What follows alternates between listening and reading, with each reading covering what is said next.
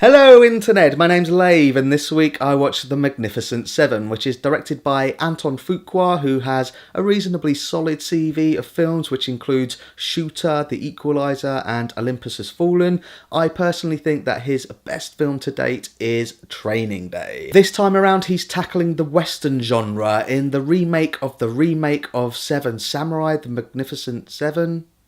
Yeah. Plot-wise, it's exactly the same. Small western town taken over by a bastard. Town members go out and hire some gunslingers to come back and help protect them, which leads to a kick-ass final showdown. So all of the cast I thought did a really good job in this. I actually really liked the dynamic between the Magnificent Seven. Denzel Washington brings his usual badass gravitas to the role of the leader of the pack. Chris Pratt is in full-on Star-Lord mode. In fact, I think he out-Peter Quill's Peter Quill in this. Ethan Hawke has arguably the most interesting character arc in this film and a really interesting relationship with Byung-Hun Lee's character as well. Manuel Garcia Rolfo doesn't get much screen time as the Mexican outlaw of the group. You can say the same thing with Martin Sensmeyer's Comanche assassin. He's a little underdeveloped, but he's probably the coolest character in terms of the action sequences. He's kick-ass. The only one of the seven that I was a little bit on was Vincent D'Onofrio's muscle/tracker character Jack Horn. He has a really weird voice that I found a bit weird at the beginning of the film, but as it progressed I found myself quite liking him. I also liked Halle Bennett as the feisty, revenge-fueled town member who goes out and hires the crew,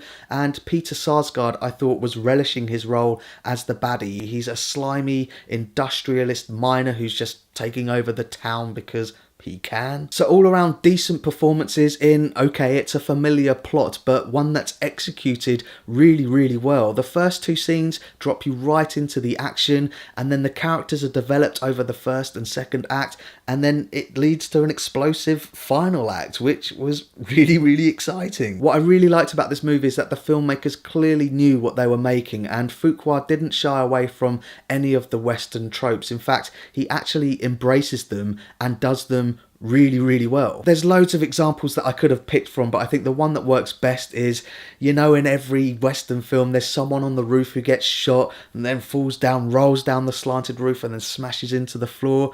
There is the mother of one of those in this film. It's really, really good stunt work. So that's my thoughts on The Magnificent Seven, and pause the video if you want to take a closer look at my enjoyment tracker now. I did enjoy this film, but don't get me wrong, it's not the best Western film ever made. It's just a solid popcorn flick, and I think if you know that going in, you will enjoy it too. If you're looking for a more grown-up modern take on the Western, then go and see Hell or High Water. But if you're looking for an action-driven, switch off your brain, fun film, then absolutely go and see this. Coincidentally, when I got back from the cinema, I noticed that the original Magnificent Seven was playing on Sky, so I downloaded it and watched it too. The overall narrative is exactly the same as I said. The characters are sort of amalgamations of each other. You can see bits of one in one and bits of one in the other. There are certain scenes which have been slightly tweaked. There are definitely some lines which have been directly lifted from the original, but to be honest, when I watched the original after I watched the new one,